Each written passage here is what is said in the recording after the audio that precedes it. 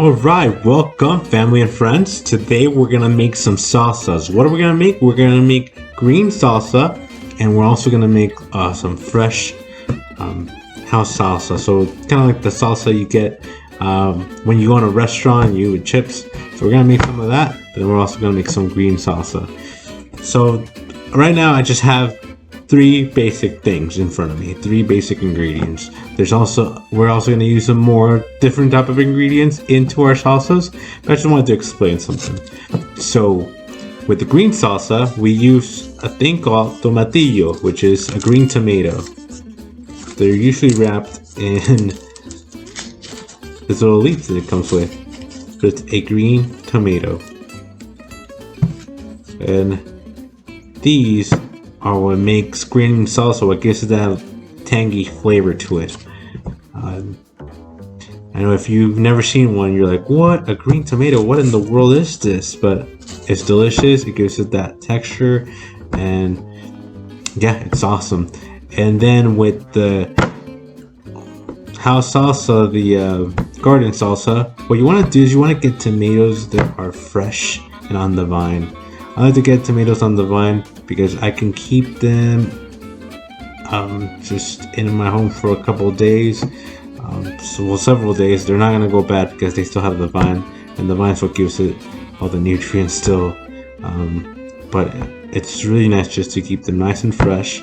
And well, as I go along, I'll show you the different ways that you make these two salsas, because one of them you want to have a little bit cold and fresher. The other one, you're gonna heat it up, you're gonna cook it. And one thing I do want to say is, guys, if you want to impress a lady, make some salsa. Why? It changes the world. If you know how to make salsa, all the ladies are gonna be like, that guy's hot. He's some hot stuff. So my wife, before we were actually dating, invited me over to help her teach her how to make some salsa. I can just tell you one thing. After I taught her how to make some salsa, it got spicy after that. So guys, learn how to make some salsa. It'll change everything. Right, so what you want to do is that you want to peel your tomatillos. So take that little leaf out of them, and then wash them. Wash them good. They're gonna have a little bit of stickiness to it. But get them washed, and then put them to boil. How many do you need? You need at least a good 8 big ones. You want to have 8 big ones. If you have a couple small ones, then just add a little bit more. But that's what you want. And yeah, just boil those. Once they come to a boil and they start cracking up, they're good and ready. Don't wait until it's all dissolved, obviously. But once you start seeing cracks on them, then that means they're nice and ready to blend. Also on this, you're gonna want to put 2 peppers. 3, you can put it and make it a little bit spicier. I wouldn't recommend any more though. I mean, if you're somebody that really likes things spicy, add more salsa to your food. I wouldn't recommend any more. I mean, if you want to get ulcers, go for it, but just stick to 2 for now. Alright, so now we're gonna also, the green salsa is boiling, or the tomatillos are boiling for the green salsa, we also want to get ready our fresh salsa. Why? Multitask, save some time for yourself. Okay, so we want to cut up these tomatoes. How many am I going to use? For now, I'm going to use 5. If I want to make more later on, maybe I'll do more. But for now, I'm going to use 5. And you see, tomatoes in the vine, perfect. So you want to just get these washed and cut them up. Alright, so as I'm chopping these, you're probably asking yourself, Silver, can I just get the tomatoes from a can? If you ask that question, this is what I'm going to say to you. Turn off the video. If you're going to just ask, can I get the tomatoes from a can? Stop watching. Stop. I don't know what you're wasting my time for. If you're going to get your tomatoes from a can, just get the salsa from a can. Why waste your time trying to make fresh salsa if you're not? Cut up your tomatoes. It takes some time, yeah, but it's worth it. It's worth it. The smell of fresh tomatoes is magic. You know the tomatoes did not make it to Europe until the Americas were discovered, yeah, tomatoes are magical. They stayed away from that crazy land. They stayed here in God's chosen land, in the Americas. Now we want to chop them up, but we don't want to like cut them all crazy. Like, I'm gonna actually put them in a magic bullet and pulse it, and that's gonna give it like a nice little chunkiness to it without blending it too much. Alright, so it looks like these are done. This is what you want. This is what you want to see. See how that color changes? Has little cracks in it. This is what we want to do. And I'm going to take these and blend them up.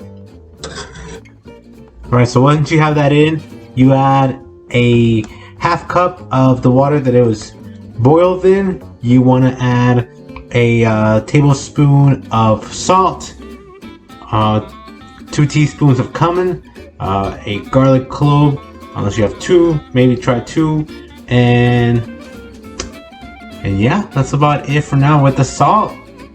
Even though you might feel that it may not be enough right now, or once this is all liquefied, that's okay, because there's certain things that you can add more of, but it's hard to take away, so it's better to have less salt than more while you're still in the process of making it.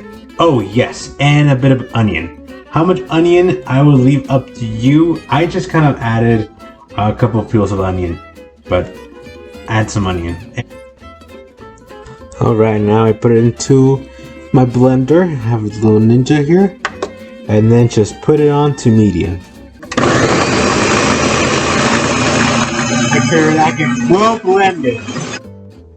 You're probably saying to yourself, I'm done now, right? It's over? No. We're gonna put this salsa that you just blended back in the stove.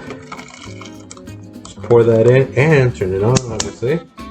You want to put it on medium. You don't want to put it too high. Put it in there. And something we want to also add is a little bit of oil. Now we're going to cook the salsa. So I went from boiling it to cooking it.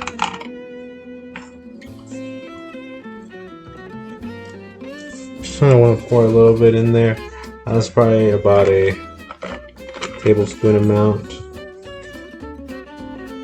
Okay, and we just want to blend that in well. And yeah, as I said, just keep it on low for about 5 minutes, no more than that.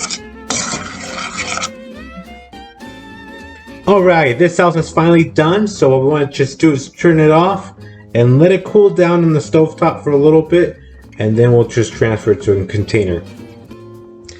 Time for the fresh salsa. So I put the tomatoes, some onion, and some jalapenos in this little magic bullet container, and time to make it pulse.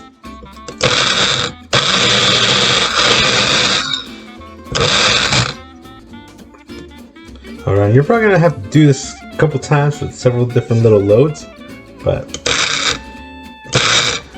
definitely makes things good. If it gets jammed a little bit, you gotta have to move it around. And you don't want it to go too much. You don't want to blend it a lot, because then it's gonna be all liquidy. You want it to be nice and chunky. That's really what you're looking for this garden sauce. So lastly, what you want to do is also, once you have your salsa and it's nice and chunky, you just have it ready, you want to add a bit of lime. Why lime? Because it'll just keep that freshness to it. It'll give it a little bit of citrusiness to it, but just kind of keep it fresh. As well as add some salt. Salt and lime, that's your ending goals. And just add a little bit to start with, and then move along to your own personal taste and preference. Alright, so now that we've had some time to settle, so you have your green salsa here. And this one usually I like it warm. I prefer these salsas to be warm. And then you also have your fresh garden salsa. Nice big chunks of tomatoes, jalapenos, and onions, and just nice and fresh. And you want this one to be cool. You really like this one to be nice and cold. Maybe not cold, but just a nice temperature. You don't want it to be warm, really. That way it stays fresh. Now people ask me, well, are these hot? I'm like, for me, they're mild, which means they're medium. And that's perfect. If you want it a little bit spicier, add more peppers. But I wouldn't recommend making it any spicier than that. At least not for these type of salsas. I just have Tupperware, sorry. But at least for these type of salsas, you don't need to make it any more spicier than that. There's spicier salsas that we can make a later time, and those are the spicy ones. But these salsas, you don't need to ruin them by making them spicier. Some people think that Mexican cooking, Mexican food, it's all about being spicy. No, that's not at all. Mexican food's all about being delicious. And salsas are all about being delicious. If you can't feel your tongue, you need to go to a different salsa. The whole point of salsa is to make your food enhance the flavor, not just your food, but on everything, your drinks, your dessert, anything. Just enhance the flavor, you know. It just opens up your taste buds. Really, that's what it's supposed to do. But you want it to be a delicious experience. You don't want it to ruin your food. I know too many people who try to make the spiciest salsas, and they add some ridiculous things to their salsa to the point where it's just not enjoyable. It's just disgusting. It's a disgusting thing to eat. So don't do that to yourself. Don't do that to your food. Don't do that to your art.